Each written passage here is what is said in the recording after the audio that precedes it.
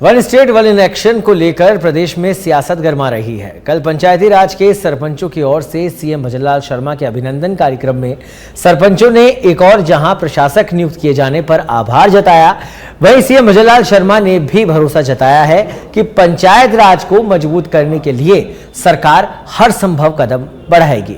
इसको लेकर सत्ता पक्ष और विपक्ष में जबरदस्त बयानबाजी हो रही है। पंचायत राज को मजबूत करने और सियासी बयानबाजी पर कैबिनेट मंत्री सुमित गोदारा से बात की हमारे पॉलिटिकल एडिटर लाल सिंह फौसार ने। वन इलेक्शन वन स्टेट को लेकर भजनलाल सरकार लगातार काम कर रही है, लेकिन अगर हम बात करें विधानसभा की तो इसको लेकर विपक्ष ने हंगामा बरपाया है। खासकर जिलों को खत्म करने के मामले को लेकर आज सदन में गतिरोध हुआ। हालांकि स्पीकर की व्यवस्था के बाद ये गतिरोध थम जरूर गया है, लेकिन इस पर सियासत अभी भी जारी है। मेरे साथ मंत्री सुमित गोदारा है, उनसे बात करते हैं। मंत्री जी, आपने आज भी देखा जो तस्वीर आपने विपक्षी देखी, किस तरह बार बार जो जिले खत्म होने के मामले को लेकर बहस को लेकर सदन में गतिरोध हुआ, आपका क्या मानना है इसको लेकर? क्योंकि विपक्ष ये कह रहा है कि आप अगर चर्चा क्यों नहीं करा रहे हो, क्यों भाग रहे हो? देखिए, सबसे पहली बात तो गतिरोध कोई नहीं हुआ, 1 सेकंड का थोड़ी सी क्षणिक का हुआ था, क्योंकि गतिरोध इसलिए नहीं हो रहा क्योंकि कांग्रेस खेमों में बंटी हुई है और लोग कहते हैं चार, मुझे तो 6-7 खेमे वहां नजर आ रहे हैं और सब कोई बोलता ही नहीं है, एक बोलता है तो बाकी चुप हो जाते हैं। तो खेमों में बंटी हुई है कांग्रेस है और कहीं उत्साह नहीं है। और जिस तरह हरियाणा का और महाराष्ट्र का नतीजा आया और दिल्ली का नतीजा आने वाला है, उससे कांग्रेस इतनी निरुत्साहित हो गई है। उनकी बॉडी लैंग्वेज से ही लग रहा है कि उन्होंने 2028 की हार अभी से ही मान ली है। उनको लग रहा है कि हम कुछ कर नहीं पाएंगे। और दूसरी बात, आपने जो पंचायत राज की बात रखी, तो देखिए हमें बड़ा गर्व है कि हम उस भारतीय जनता पार्टी के सिपाही हैं जहां साधारण से साधारण कार्यकर्ता किसी ऊंचाइयों को छू सकता है। और उसी का जीता जागता उदाहरण है हमारे मुख्यमंत्री श्री भजनलाल शर्मा जी, जो कि खुद एक सरपंच है, आज राजस्थान के मुख्यमंत्री तक पहुंचे। और न सिर्फ मुख्यमंत्री तक पहुंचे हैं, बल्कि उनका यह प्रयास है ग्रामीण में पंचायत राज हमारी संस्थाएं मजबूत होए, न सिर्फ आर्थिक रूप से, सामाजिक रूप से, बल्कि क्षेत्र में ऐसे विकास के कार्य कराए जिससे हमारे गांव आगे बढ़ सकें। हालांकि कल मैं कार्यक्रम में था जिसमें अभिनंदन समारोह आयोजित किया, तो तमाम सरपंच आए थे, उन्होंने साधुवाद आपकी सरकार को दिया, मुख्यमंत्री भजनलाल शर्मा को दिया। और सबसे बड़ी बात ये थी क्योंकि खुद वो सरपंच रहे और इस सफर को तय करके सीएम बने।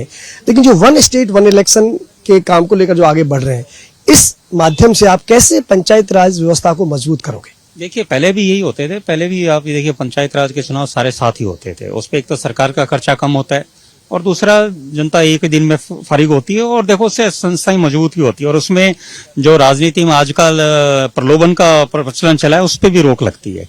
और आप ये देखिए ना कि भारतीय जनता पार्टी ने, अब डोटासरा जी बात रखे हैं पंचायत राज संस्थाओं की, अरे डोटासरा जी, आप पिछली सरकार में कांग्रेस कार्यकाल में आपने पंचायत राज के चुनाव 3 साल तक चलाए, जो कि पहले साल में 2020 में हो जाने चाहिए थे, उसे आपने 3 साल तक चलाते रहे अनेक चरणों में। वो इसीलिए कि ताकि आपको लाभ मिल सके, पर आपने कहीं ये नहीं देखा आपकी वजह से पंचायत राज संस्थाएं, पंचायत राज चरमा चुका आपकी वजह से, उन कार्यों की वजह से। हमारी भारतीय जनता पार्टी का आप देखिए, चाहे भैरव सिंह जी शेखावत साहब के टाइम देखिए, चाहे पंचायत राज के चुनाव हो, चाहे जिला परिषद के चुनाव हो, 1995 में चुनाव कराए गए, पंचायतों का पुनर्गठन किया गया और ऐसा ही 2015 में तत्कालीन मुख्यमंत्री श्रीमती वसुंधरा दीदी द्वारा पुनर्गठन किया गया। तो ग्रामीण पंचायत राज को उसकी एक स्टेटस मजबूत रहे, उसके लिए हमेशा भारतीय जनता पार्टी, नींव तो मजबूत है ही, साथ में उनकी रीढ़ भी मजबूत रहे, उसके लिए हमेशा भारतीय जनता पार्टी कार्य करती रही है। डोटासरा कहना है कि आप एक साथ चुनाव नहीं करा पाओगे, बल्कि आप पंचायत राज व्यवस्था को कमजोर कर रहे हो। देखिए, ये तो प्रश्न उनसे पूछोगे साहब, पंचायत राज संस्थाओं को किसने कमजोर किया? मैंने जैसे पूर्व में कहा 3 साल तक उन्होंने चुनाव ही नहीं कराए। जिस व्यक्ति ने चुनाव नहीं कराए वो हमसे क्या प्रश्न पूछ रहे हैं? हम तो चुनाव कराने की बात रख रहे हैं, उन्होंने तो चुनाव 3 साल तक टालते रहे। तो उससे कितना नुकसान आज हुआ उसमें आप ये देखिए। उस समय ग्राम सेवक के बदौलत न विकास के कार्य हो सके, सरकारी पैसे का सही उपयोग हो नहीं सका, कितना प्रदेश को नुकसान है उसकी आज हम कल्पना ही नहीं कर सकते। उसके जिम्मेवार कांग्रेस और डोटासरा और अशोक गहलोत उसके जिम्मेवार।